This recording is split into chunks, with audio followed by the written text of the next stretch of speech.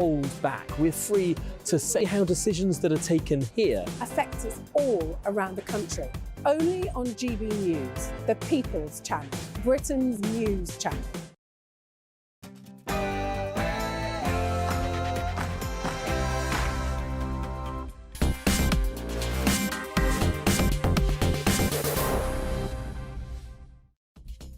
And a very, very good evening. Yes, it's 7 o'clock, it's Farage, but I am Richard Tice. And another massive day in British politics, because there is like double trouble. Yes, the Conservative Party, Conservative government, not happy with the Supreme Court ruling that the Rwanda scheme is unlawful. As we speak, there is huge marches, completely out of control, going on around Parliament Square, flares being fired, and problems for the Labour Party, because there is a big vote, a ceasefire vote in the Commons later that could give real trouble to Keir Starmer, possibly even resignations. We've got great guests, huge show, but first of all, it's the news with Polly Middlehurst.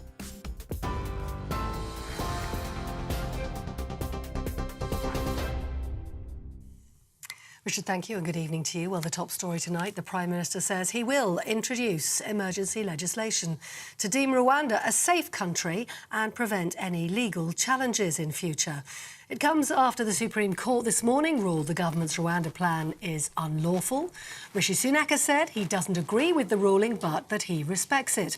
Mr Sunak also saying the European Court of Human Rights would still be able to intervene in any new treaty that's organised with Kigali, but they won't be able to block flights to Rwanda. He says he'll do all he can to bring fundamental change to the country. We are a reasonable government, and this is a reasonable country. But the British people's patience can only be stretched so thin, and they expect the boats to be stopped. That is why I made it one of my 5 priorities. And whatever our critics might say, we are making progress. Because the Rwanda scheme is only one part of our strategy. Last December, the number entering the UK illegally in small boats had more than quadrupled in just 2 years. Well, tonight in the House of Commons, it's going to be a busy evening. The Labour leader's amendment to the King's Speech debate calling for humanitarian pauses in the fighting in Gaza will shortly be debated in the House of Commons. Just a few moments ago, Shadow Women and Equalities Minister Yasmin Qureshi resigned, saying she would vote for an immediate ceasefire if pushed. Let's take you live now to our political correspondent, Catherine Foster, who's standing by with more information. Catherine, what's happening in the House of Commons tonight? Yes, so a real challenge to Keir Starmer's authority this evening. MPs are currently voting on the Labour amendment, which calls for humanitarian pauses, but not a ceasefire. MPs have been told that they must vote for that, but they must not vote for the next amendment MPs will be voting on shortly. That is brought forward by the SNP explicitly for a ceasefire. Now, there's many people within the Labour Party, including potentially a dozen or so shadow front benchers who desperately want to support calls for a ceasefire. And as we've just heard, Yasmin Qureshi has just resigned from her shadow front bench role, Women and Equalities Minister, so that she can vote for a ceasefire. I expect that she will be the first of several resignations and potentially sackings when the results come in. Catherine Foster, thanks very much. We will, of course, be following that closely here on GB News throughout the evening, and there'll be full analysis in the programme coming up after this bulletin. Now, news here at home. 2 12-year-old boys have been arrested on suspicion of murder of a 19-year-old after he was stabbed to death in Wolverhampton. 19-year-old Sean Sisahai was attacked on the Laburnham Road area on Monday night. A number of police vehicles and officers remain at the scene, and West Midlands Police is telling us that 2 boys were arrested last night at their home addresses. They remain in custody. The government says it's delivered on its pledge to halve inflation, with price rises slowing down at the fastest rate in 2 years. The latest data shows inflation was 4.6% in October, down from 6.7% in September. A fall in energy costs and house prices has helped to reduce that figure, which is still above the Bank of England's 2% target. That's the news for now. This is GB News across the UK on TV, in your car, on digital radio and on your smart speaker by saying play GB News. This is Britain's news channel.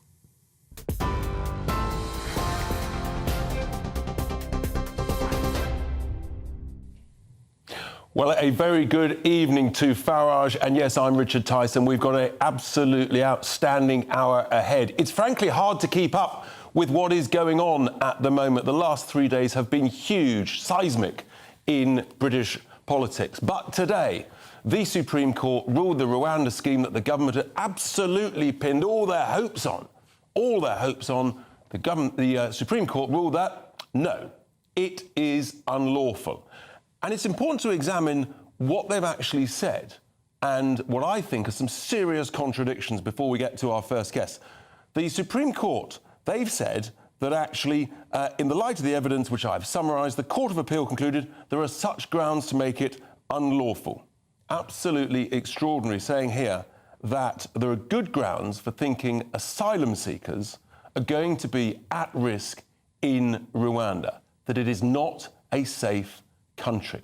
That's what the Supreme Court have ruled. They were relying on UNHCR evidence. That's the UN Refugee Agency. Well, you might think that's all very proper. We should trust them.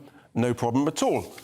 The Rwanda government immediately issued a stinging rebuke of this judgment. They said that the Supreme Court had relied on extreme and speculative concerns based on hypocritical criticisms by the UNHCR, which has on numerous occasions expressed its appreciation of Rwanda's inclusive refugee policies, qualifying them as exemplary. What's going on here?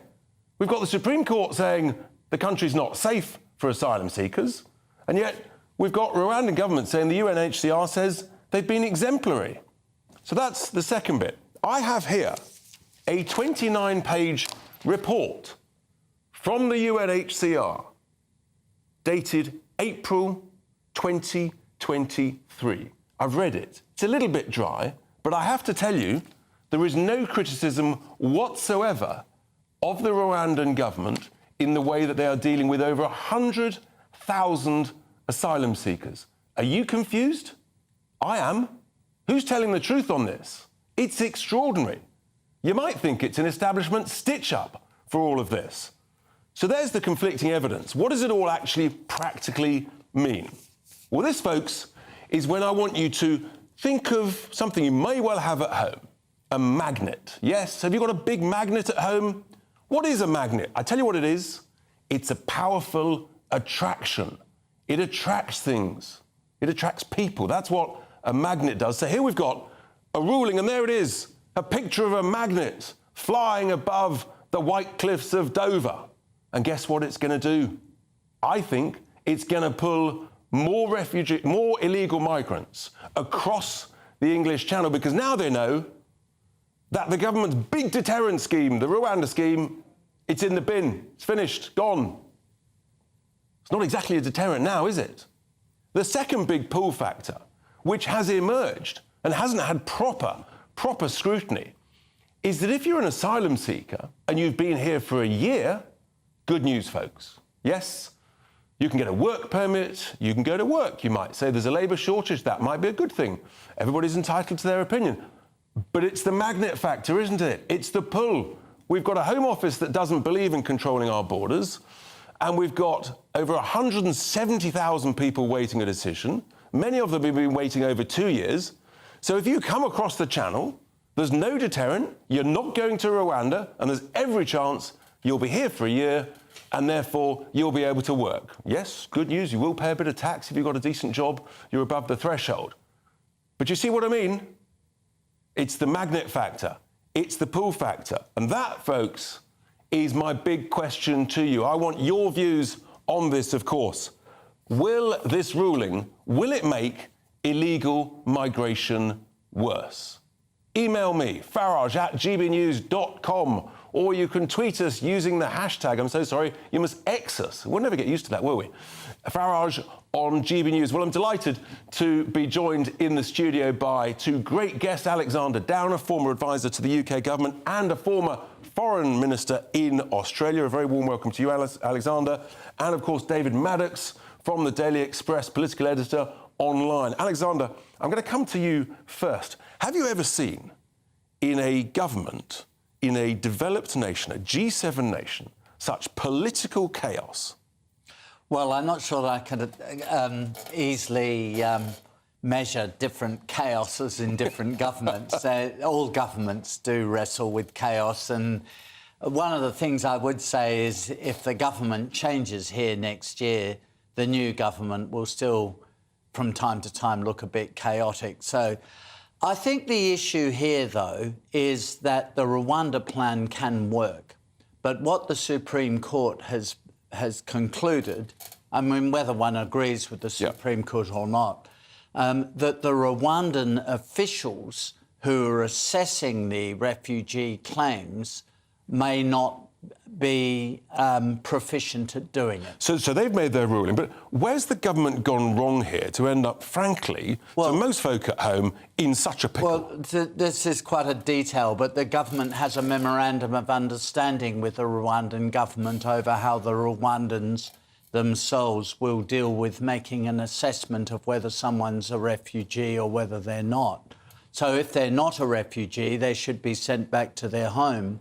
But if somebody has a genuine fear of persecution back in their home, you're supposed to accept them as a refugee. But it's not a great look, is it, Alexander? Apparently we've paid and actually already sent, give or take, 140 million quid of taxpayers' cash to Rwanda. The scheme's now in the bin, and the Prime Minister's going to try and re-legislate. Yeah. And if you're the president of Rwanda, I'm pretty sure that you feel you've got a bit of negotiating leverage. I mean, you're going to ask for the chequebook to be reopened. If I were the president, President Kagame is his name, if I was President Kagame, I would be pretty annoyed with the Supreme Court, I suppose. I wouldn't agree with the judgment, which is that the Supreme Court's judgment is that the Rwandan officials may not be competent. That's, in effect, what it's saying.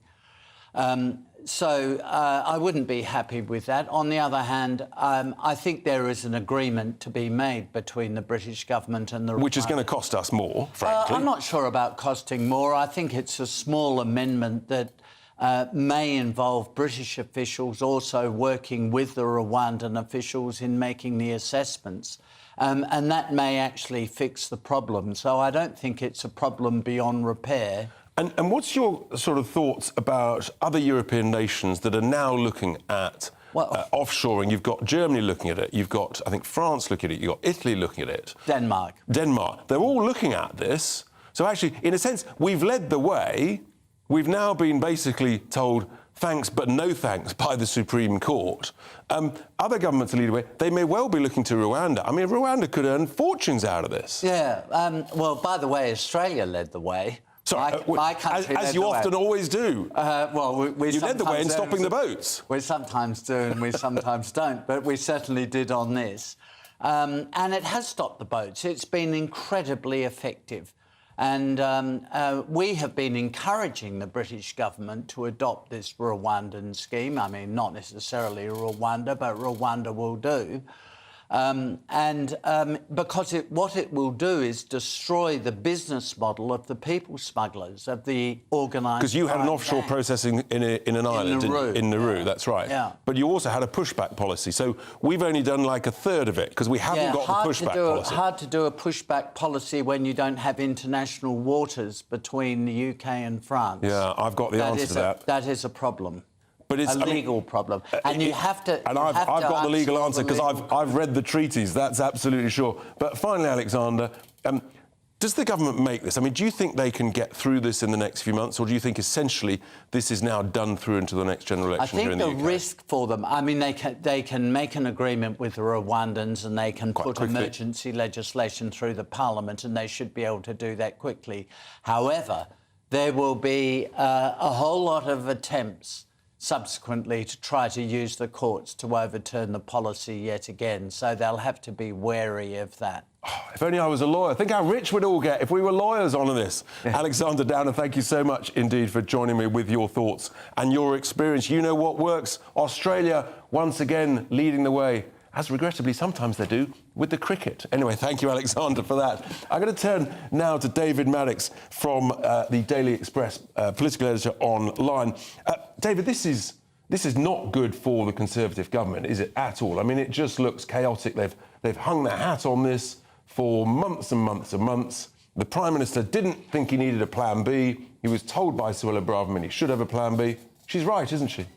She is, and that letter she wrote to him yesterday was absolutely devastating because it went through step by step what she'd told him, the agreements they'd made, the duplicitousness, allegedly, of his relationship with her as Home Secretary. And now they're at a point where it's failed. And yes, they can bring in emergency legislation, but it'll just start the clock again on all these court hearings. I mean, look how long it took us to get to this point. Exactly, and I think that's the thing, isn't it? The lawyers will just be licking their lips. Huge sums of money, once again, including lots of taxpayers' money, just appealing and taking it all the way to the Supreme Court. Do you think they could get this emergency legislation through the House of Lords in time? And of course, this legislation wasn't in the King's speech, was it? No, it wasn't, and of course the Lords would argue it wasn't in the manifesto either. And we know from previous attempts to get this sort of legislation through that the Lords fight tooth and nail. The unelected Lords, undemocratic Lords, fight tooth and nail to stop it. They are in many ways the people smugglers' best friends. They are the people upholding their business. So the Conservative government is in real trouble. What did you think, just almost finally, of Starmer's performance at PMQs today? He had so many open goals. Did he score any? I thought he scores a lot. I mean, partly because Rishi Sunak went back on the old chestnut of Jeremy Corbyn, and it ain't working anymore because, a good many of his MPs are no longer cheering when he says it because they're so angry.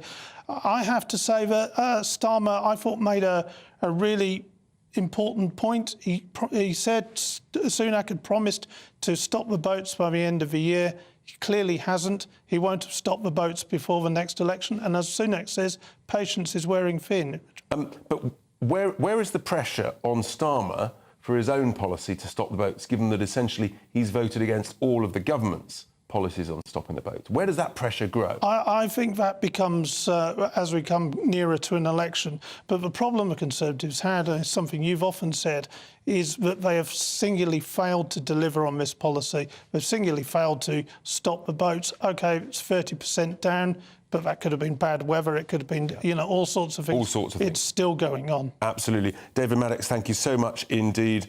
Serious political trouble for the Conservative government at the moment. So, there we are. After the break, I'm going to be talking to two different lawyers about the complications of the government trying to get this through. Will it work? Won't it? Who's going to do what? Who's going to adopt what position? Don't go anywhere. It's Farage here on GB News.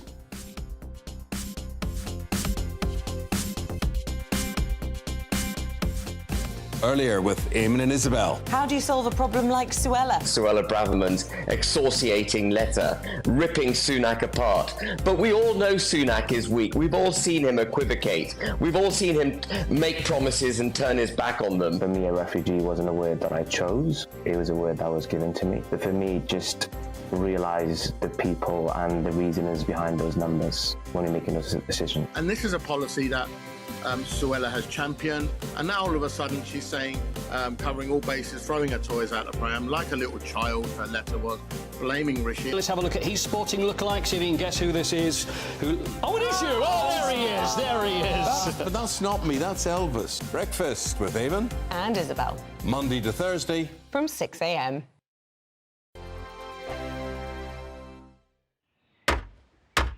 Who is it? We're here for the show. Welcome to the Dinosaur Hour with me, John Cleese. I was married to a therapist. And you survived? I thought we were getting Hugh Laurie. Second best. You interviewed Saddam Hussein. What's that like? I was terrified. I'm playing strip poker with these three. No, thank you. My CDs need to be put in alphabetical order. Are you going to be problematic again? The Dinosaur Hour. Sundays at 9 on GB News. What you get for breakfast is something that, if we do our jobs right, you will wake up to news that you didn't know the night before. It's a conversation. It's not just me and Eamon. We want to get to know you, and we want you to get to know us. From 6, it's Breakfast with Eamon and Isabel. Monday to Thursdays on GB News. Britain's news channel. There's only 3 people you can trust in life. Your doctor, your lawyer, and your nana. I'm not sure. So join me, Nana Aquare, at 3 p.m. every Saturday and Sunday, where we discuss the biggest topics of the weekend. Be ready for battle. Could you be quiet? What is this? It's my new teeth. It's your new teeth. I don't bite. Well, not without a good reason. Always honest, always fun. Every weekend at 3 p.m. on GB News, the People's Channel, Britain's news channel. I think the most exciting bit for me is talking to people. People who I think are ignored often by the major news channels. We're going to give news they want to hear. There's a voice there that needs to be heard. I think there's a chance here for a diversity of opinion to be expressed, which you don't find elsewhere. It's really exciting. We don't hold back. We're free to say how decisions that are taken here affect us all around the country. Only on GB News, the People's Channel, Britain's news channel. Tired of the usual focus-tested, pre-prepared Westminster runaround? Well, so am I. So you want higher taxes? Is your department to blame for this? Are you rethinking this policy? Every Sunday at 9:30, I'll be sitting down with those in power to get the truth about the issues affecting you. Let's be honest, we've known about the cost pressures of this project for years, not months. That's the Camilla Tominey Show, a politics show with personality. On GB News, the People's Channel, Britain's news channel.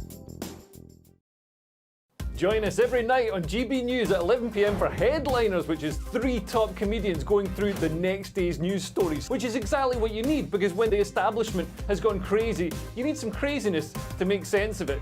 Headliners. You don't have to bother reading the newspaper. We've got it covered for you. Every night at 11 p.m. and repeated every morning at 5 a.m. We won't send you to sleep like some of the other paper review shows out there. So join us 11 p.m. every night on GB News. The People's Channel, Britain's news channel.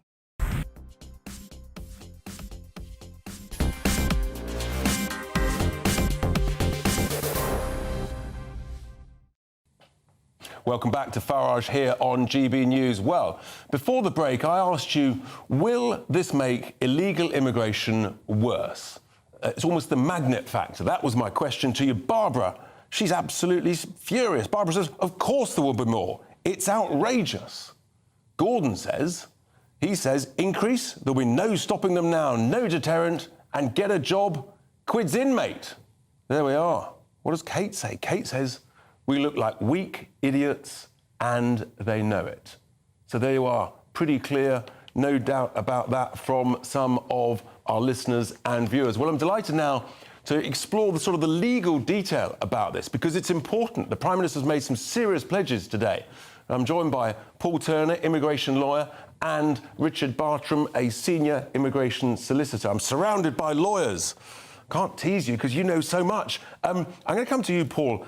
This is really significant. Were you surprised by the Supreme Court's ruling today? Not at all. Not at all. As night follows day, it was bound to happen. OK. The first decision was questionable. The Court of Appeal decision was predictable, and today was pretty much inevitable. Absolutely true. So you weren't surprised at all. Richard, you actually are a solicitor. You've worked in the Supreme Court. You think you still do work around it? I do, indeed. So were you surprised by it? Well, not at all. The issue of third country has been going on since 2004. That's almost 20 years. The same mistakes are made by the Secretary of State 20 years ago as are being made now.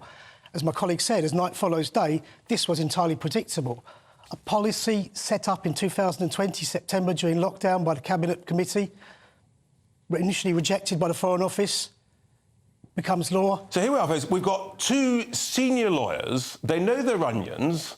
Neither of them are at all surprised by this ruling. And yet the Prime Minister decided to ignore his Home Secretary's advice and not have a plan B for this. So he's now rushed out his plan B.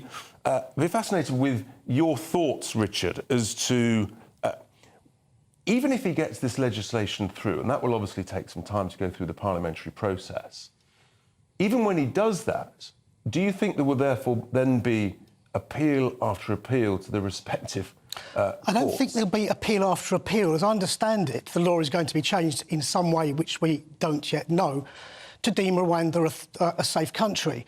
Well, Parliament, being sovereign, can pass any law it likes. It can pass a law declaring foxes are chickens. Just don't expect eggs in the morning.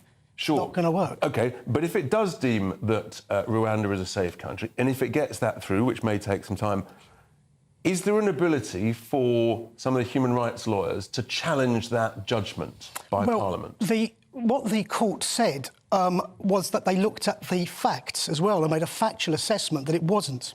And unless the facts on the ground in Rwanda change, the Supreme Court will come to the exact same decision. They will have no choice but to do so if it's the new legislation is once again incompatible with other legal obligations. You can't have 3 legal obligations which are incompatible. That's the problem. And so the Prime Minister, Paul, talked about a reforming process to the European Convention on Human Rights. That's what he talked about, because he knows he's still basically at risk for the rulings from the ECHR. What does that mean, and is that actually practically possible? Well, that's, in my view, a distraction. I mean, there are 2 things that come out of that. Reforming process for the ECHR, we all know that Article 39 indications are essentially, they're not mandatory. The UK government decides to go along with them. But more importantly, banging on about the ECHR panders to the right wing of the Conservative Party. But if one reads the decision of the Supreme Court, it's not the ECHR that is effectively prevented removal, it is the United Kingdom's obligations under the Refugee Convention. And no one is suggesting for a moment that they're repealed or overlooked. And as to this emergency legislation, again, that might sound tremendously gung-ho and we're going to get something done. But they're going to have to look at not only the ECHR, but also the Refugee Convention, and about 3 at the very least domestic statutes which incorporate the Refugee Convention. But in theory, as Richard was saying, Parliament is sovereign. It can pass a law. It could pass a law, what I think Suella Braverman was called notwithstanding clauses, notwithstanding all of those points you've just referred to. If Parliament was to pass that law, do you think that it could be challenged by other groups in the Court of Appeal all the way back up to the Supreme Court, and so the merry-go-round goes on? Well, merry-go-round's not the right word, because we've gone in a linear process as opposed to relitigating the same matter. My listeners and viewers will call this a merry-go-round, let me tell you. I'm sure they will, but in essence, as Richard's indicated, Parliament could legislate that the firstborn children are killed. I wonder if the UK courts would endorse that or would allow it to happen. The fact of the matter is, I think I looked at what the Prime Minister said, and it was essentially that they were going to pass a law that said Rwanda was safe. They can say the tide's not going to come in, but if it comes in, they're still going to get their feet wet. So what you're actually saying, and this is really important, everyone, what I think both of you are saying is that even if the Prime Minister gets this legislation through in a rapid time frame, it's still going to be challenged. That's the bottom line, isn't it? Unless the situation in Rwanda changes dramatically. You'd agree with that? Oh, yes, but I think we also need to consider the whys. One might have an opinion that the refugee system should be reformed. There are a number of opinions and other possibilities. But to spend hundreds of millions of pounds to remove 200, perhaps, people, when there are some 45,000 arrived last year, I'm not a betting man, but that's a fraction of a percent. Yes. That's no deterrent. That doesn't bust the smugglers' actually, to conclude, you've absolutely business model. Hit the nail on the head, Richard. It was never a deterrent. If I was I'm not a smuggler. If I was a smuggler, it wouldn't dent my business model, and that's the evil that we're trying to prevent here. And OK, and so you've said if you were a smuggler, Paul, putting words in your mouth, if you were a migrant looking to come across the channel, would that be a deterrent to you? If given everything that you've known, would that be a deterrent, or would you still take chances? The words don't need to come out of my mouth. They have actually, I think I read somewhere that people actually interviewed people and told them about this policy and said, is that going to stop you coming? And their answer was no. And it's, I think Richard touched upon this. No studies have been carried out as to whether this is going to work. It may work in the minds of certain people, but there's no evidence, no one's actually thought, is this going to work? They could speak to the migrants, but but they haven't. Absolutely. Gentlemen, you've been fantastic. Paul and Richard, thank you so much. Thank you for having us. We've got an extraordinary thing. We've actually got a consensus among two lawyers that basically this isn't going to work. It's not going to stop. It's not going to be a deterrent. And the truth is, it's going to be challenged. Coming up, we're going to speak to Patrick Christys. But first, we're going to go back to Polly Middlehurst with some interesting, important news.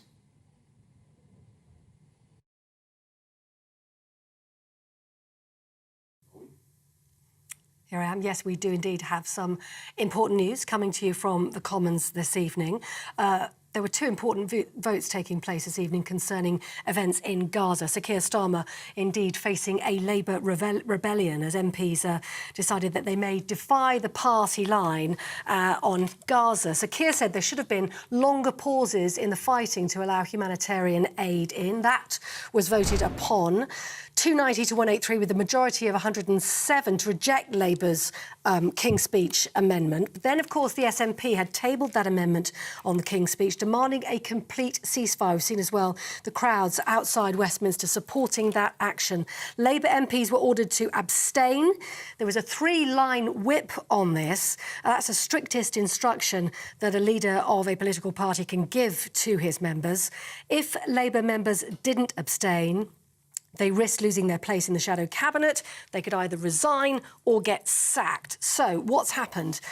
Let's just tell you. Well, now there has been a vote on what should happen in Gaza. Should there be a ceasefire or not? Yes, say 125. No, say 293, with a majority of 168. Let's cross live to our political correspondent, Catherine Forster, who can give us some analysis on that. Our apologies. Catherine is just gathering some information for us, and we'll be able to cross to her later. Let's get some analysis on those events in the House of Commons now as I hand you back to Richard Tice. Thank you so much.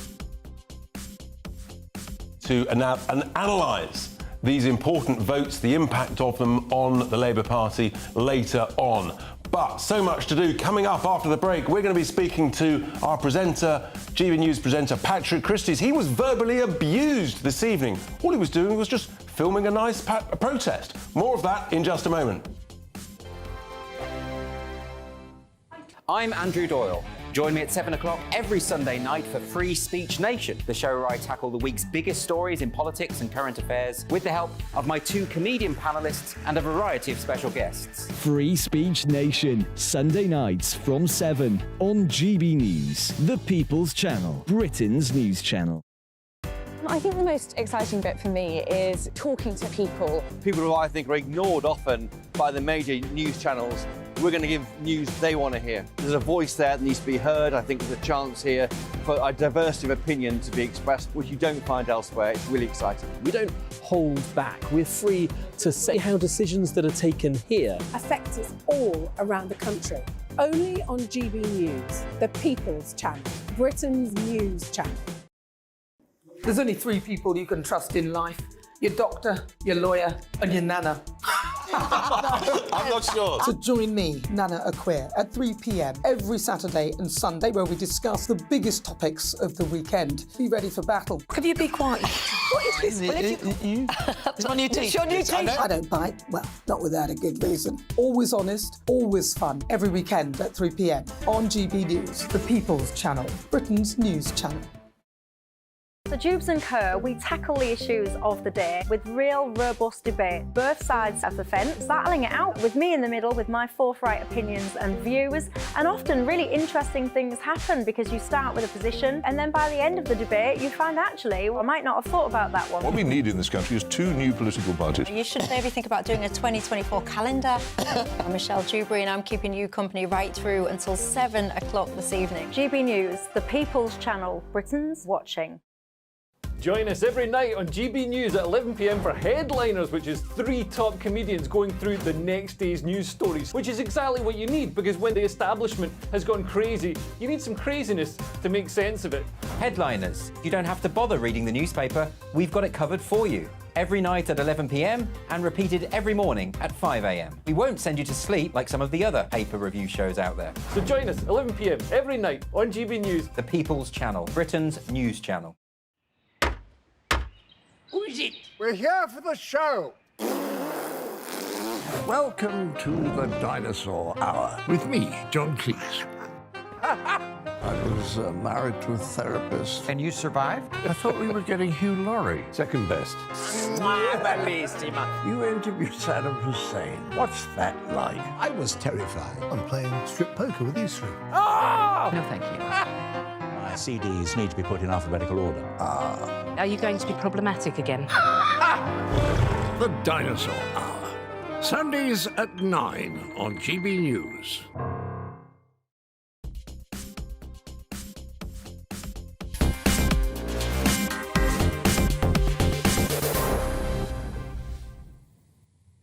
Well, welcome back to Farage on another extraordinary day in British politics. First of all, before we go to Patrick, we're just going to look at some of the comments from the protesters that Ray Addison, our reporter, spoke to down at the demonstration, because this is significant. Let's just take a listen. Vote for a ceasefire? More than a ceasefire, they need to solve the problem. The problem was started 75 years ago when Israel was founded. What's your view on Hamas? Are you pro-Hamas? I'm not going to talk about Hamas. People have got a right to resist. What are you calling on MPs to do? Absolute ceasefire, immediately. Yeah, there's nothing else that can be done in my mind. What's your view on Hamas? I don't condone the killing. I don't condone the violence on either side. I think they're a group that has been forced to commit atrocities, and that's what they are, atrocities. But they've been suffering abominations for years and years and years, decades, before I was born, long before I was born. Are you calling for violence to stop on both sides, from Hamas and from Israel? Yes, ideally yes, but we believe, most people here, we believe that Israel is causing most violence. That's not to say that Hamas is not causing any.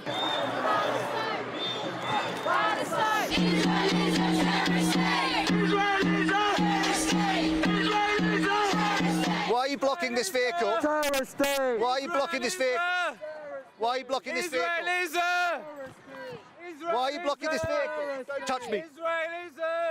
Israel is a terrorist state. You don't believe that kidnapped children deserve to be returned home to their families?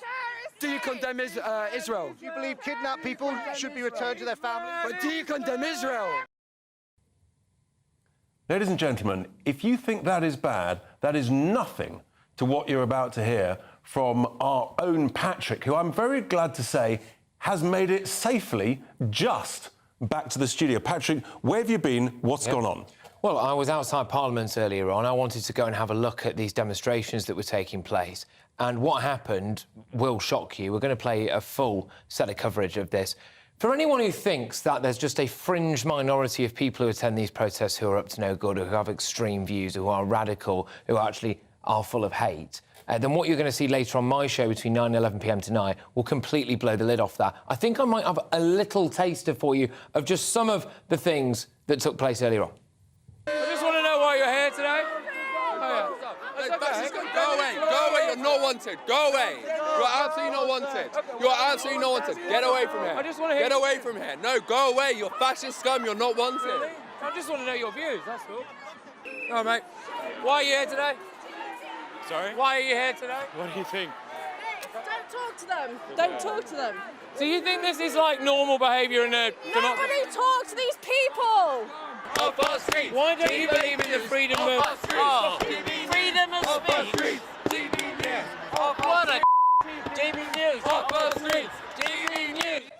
Yeah, and so the reality is, and there's a lot more of that, by the way, I was very lucky. I had a security guard with me. You had a security guard I had a security guard. go on a supposedly ceasefire march. Really? Yeah. How peaceful is that march? I am under absolutely no illusions whatsoever that if he hadn't have been there, there would have been quite a lot of violence directed towards me and my cameraman. I'm very grateful for that individual being there, but you're going to have to tune in for more of that. But this is not normal, what's taking place on the streets. This is not normal. This is not peaceful. How can these people be claiming they want peace, they want a ceasefire, when a journalist is being essentially attacked, abused? You've just heard some of it there. Do tune in at 9 o'clock to get the full monty. I mean, Patrick, this is not only is this not normal, I actually think it's disgraceful. I've been warning about this frankly, since the first week after the atrocity, I've been proven right time after time after time. I've been abused by all the free speech, a lot of which I'm a supporter of free speech.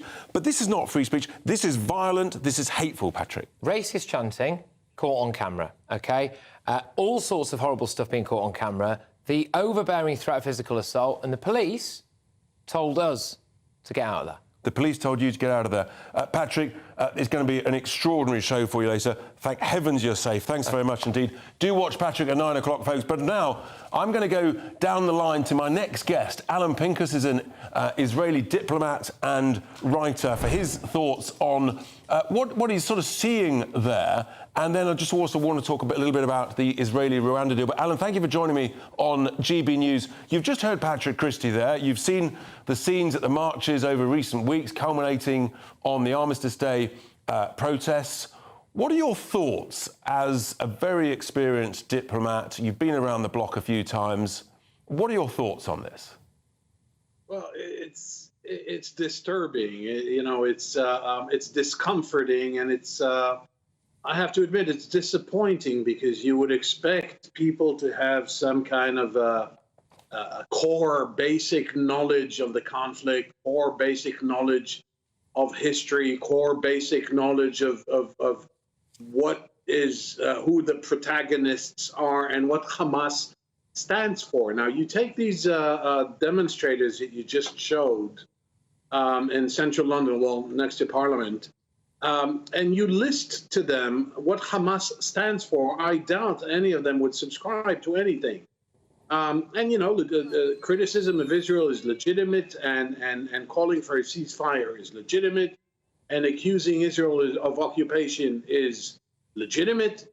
But some of what they're saying is ignorance of the highest But Alan, in my view, there's no excuse for ignorance.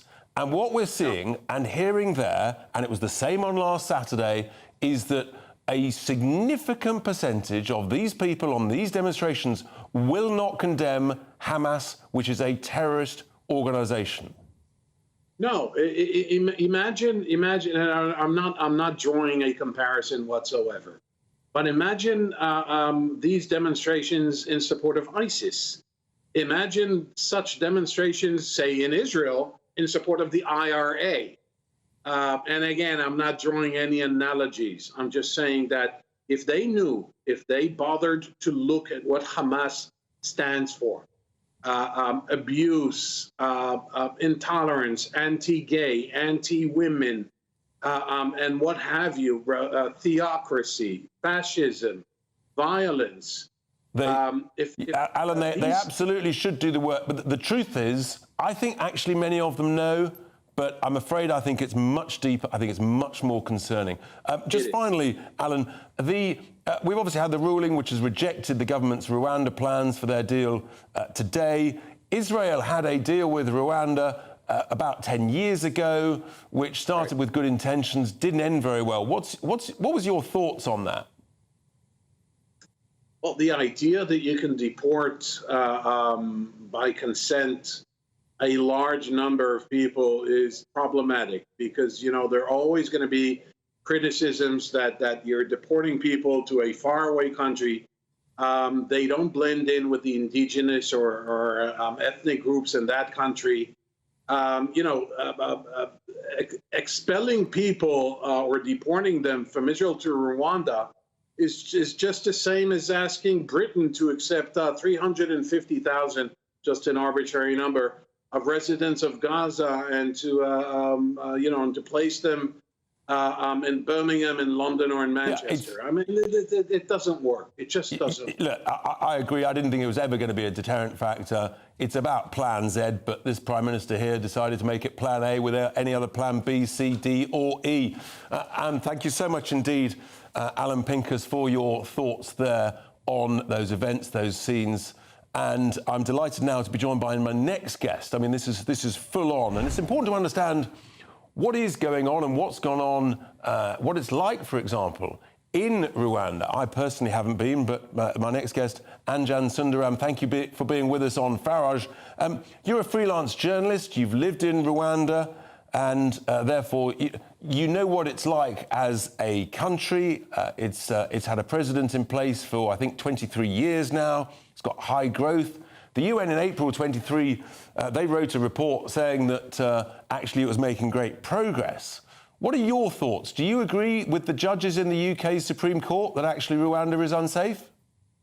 Yep, thank you for having me. And absolutely, I think the Supreme Court ruling was spot on in that nobody can guarantee the fate and the future of these refugees once they've been transported to Rwanda. And their security and their safety should be paramount in any plan to resettle or protect them or grant them asylum. And the Rwandan government, being a dictatorship, cannot ensure that.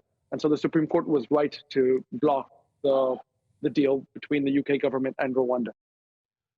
Anjan, the plan from the government, their new plan, their plan B, to have legislation to declare that Rwanda is safe, you don't think that's going to fly either?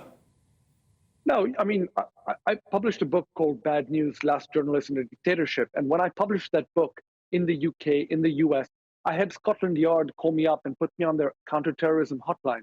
They gave me a number and said I just had to dial the number and they would come and get me because they know exactly how the Rwandan government operates. And I think it needs to be clear that this is the kind of government that you're dealing with in the Rwandan government. They don't hold back, whether they're inside Rwanda or outside Rwanda, in going after their critics and dissidents. There is no free press in Rwanda. There's no way in which to ensure that any abuses to the rights of these asylum seekers or migrants will be respected. That's fascinating, Anjan. Thank you so much indeed. You've got real living experience in Rwanda, and that is significant information. Thank you very much for joining us on Farage on GB News. Well, there you have lots of extra information. Anjan there saying that actually Rwanda is not safe. The Prime Minister's new plan to have legislation to declare it safe will therefore almost certainly be challenged, as my earlier guests, the lawyers, Richard and Paul, were just saying. So this is going to run and run, folks. Don't think this is over. It is not. Time for a little bit of a breather and a little bit of more light-hearted information. What the Farage, goodness me. Nigel would be fuming. Yes, not only him, not only me have been debanked, many thousands of others. Charities are being debanked as well. Unbelievable. The Charity Commission is saying it's not right that a number of high street banks, including Barclays and various others, are debanking charities if they don't provide the right information. One charity had its account frozen after a bedbound trustee suffering with cancer was unable to sign a document despite having the signature of dozens of other trustees. I just want a bit of common sense within this. Unbelievable. That's that. Now, of course, Nigel's away. I'm a celebrity. We've got a little clip for you here, a little video package. Just take a look at this. I'm Nigel Farage, and I'm known, of course, for politics, for Brexit, and I'm a hero to some people and an absolute villain to millions. I mean, I think that my more traditional supporters will say, well, why the hell's he doing it? In the jungle, you're going to find the real me. Who knows? You might like me more, you might dislike me more, but you will at least find out. I'm looking forward to meeting people from different walks of life, and that dynamic between that number of people so tightly grouped for so long, I'm sure a few tensions are going to emerge. There'll be arguments in there, there'll be disagreements in there. The best way to deal with conflict is to tackle it head on, because if you don't do that, it's going to simmer, and that wouldn't be good. There you have it. We're just teasing what's going to happen. Apparently, he's already done his first significant event, and apparently it's really, really huge. Not to be missed. I think it's on Sunday evening, the first show. Anyway, we're going to go to our next break, and then coming after that, we're going to be talking with Peter Edwards, on the inflation figures that were out this morning, and also the trouble for the Labour Party. These votes in the House of Commons. Don't go anywhere. It's Farage.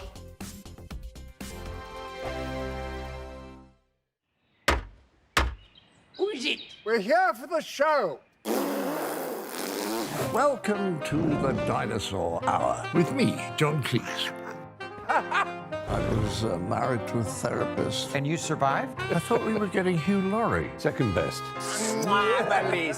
You interviewed Saddam Hussein. What's that like? I was terrified. I'm playing strip poker with you three. No, thank you. My CDs need to be put in alphabetical order. Are you going to be problematic again? The Dinosaur Hour. Sundays at 9 on GB News. Tired of the usual focus-tested, pre-prepared Westminster runaround? Well, so am I. So you want higher taxes? Is your department to blame for this? Are you rethinking this policy? Every Sunday at 9:30, I'll be sitting down with those in power to get the truth about the issues affecting you. Let's be honest, we've known about the cost pressures of this project for years, not months. That's the Camilla Tominey Show, a politics show with personality. On GB News, the People's Channel, Britain's news channel. In the GB Newsroom, we bring you the news as it happens. With our team of dedicated journalists across the UK, we're ready to give you accurate reporting every day. When the news breaks, we'll be there with bulletins on GB News, the People's Channel, Britain's news channel. Now then, Lee Anderson here. Join me on GB News on my show, The Real World, every Friday at 7 p.m. I'm not eating bloody cat. Are you Delicious. mental? Open your mouth. OK, here comes a train. Reminds me of the scene in Singing in the Rain. Adam, is that a good one? Whoa! Join me at 7 on GB News, Britain's news channel. I'm Andrew Doyle. Join me at 7 o'clock every Sunday night for Free Speech Nation, the show where I tackle the week's biggest stories in politics and current affairs with the help of my two comedian panellists and a variety of special guests. Free Speech Nation, Sunday nights from 7 on GB News, the People's Channel, Britain's news channel. GB News, unlike other broadcasters, isn't obsessed with the London-Westminster bubble. We think there's a nation beyond the M25, and that's why we talk about the issues that matter across the land. Join me on State of the Nation, 8 to 9 o'clock, Monday to Thursday, on GB News. Daisy's listening, and you should too. I think the most exciting bit for me is talking to people. People who I think are ignored often by the major news channels. We're going to give news they want to hear. There's a voice there that needs to be heard. I think there's a chance here for a diversity of opinion to be expressed, which you don't find elsewhere. It's really exciting. We don't hold back. We're free to say how decisions that are taken here affect us all around the country. Only on GB News, the People's Channel, Britain's news channel.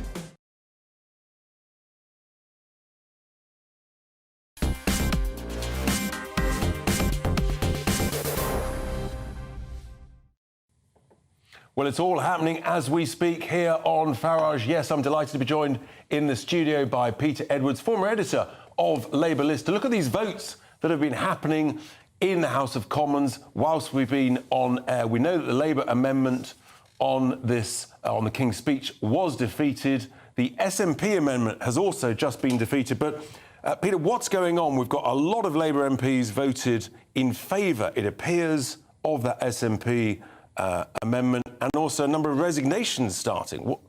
Yeah, so we're still piecing together what happened. So 2 opposition amendments, one from the SNP, unsuccessful, one from Labour, also unsuccessful. We've had 3 confirmed resignations from Labour frontbenchers, so that's not the shadow cabinet. That's folk who are slightly more junior on the shadow ministerial ranking.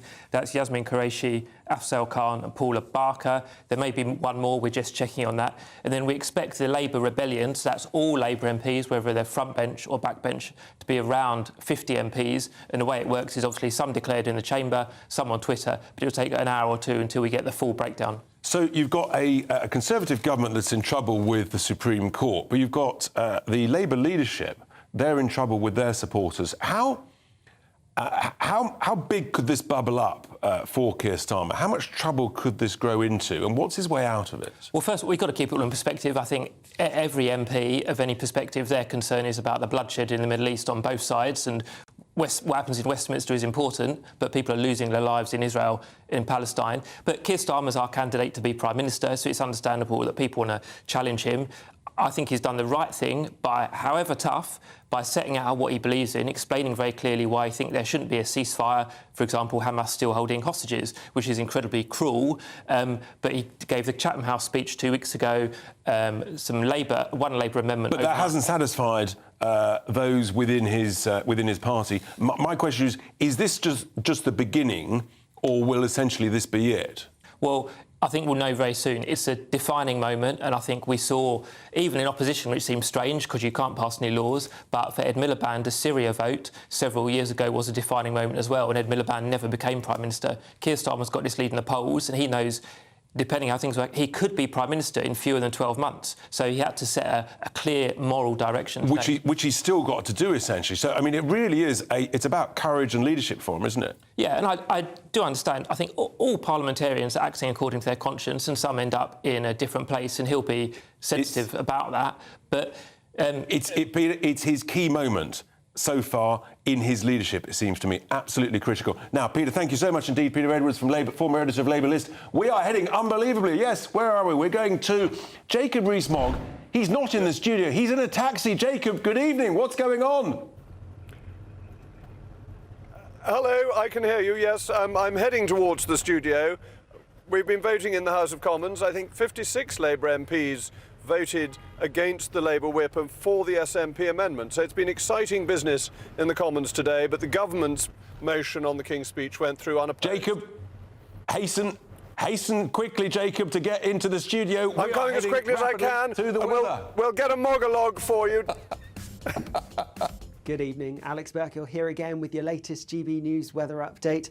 There may be a touch of frost and some fog around as we go overnight, but then heavy rain and strong winds expected in the south as we go through tomorrow, in association with a low pressure system that's currently to the southwest of the UK, making its way in as we go through the next 12 hours or so. As we go overnight, we are going to hold on to the largely cloudy skies across some northern parts, though clearer skies towards the far north of Scotland, allowing for some frost here. Elsewhere, a few pockets of mist and fog perhaps before the wet and windy weather I mentioned earlier pushes in across parts of the south and southwest. This will actually lift temperatures here, and so a milder start for some in the south, but also a wet and windy one, a wet and windy morning for many here as well as that rain pushes its way through. Likely to be some disruption, particularly on the roads through the morning rush hour, and then the heaviest rain and strongest winds do clear away towards the east through the afternoon, but further showery outbreaks following in behind. The best of the sunshine likely to be across parts of Scotland. Temperatures for many down a degree or two compared to today. As we go into Friday, and watch out for a bit of mist and fog and perhaps some frost first thing in some places, but otherwise it's looking like a largely fine day. A few showers to watch out for, but most places staying dry and plenty of sunshine before some wet and windy weather returns from the west as we go into Saturday. So the weekend does look like it will be much more unsettled than through Friday. Heavy rain and strong winds, especially in the west.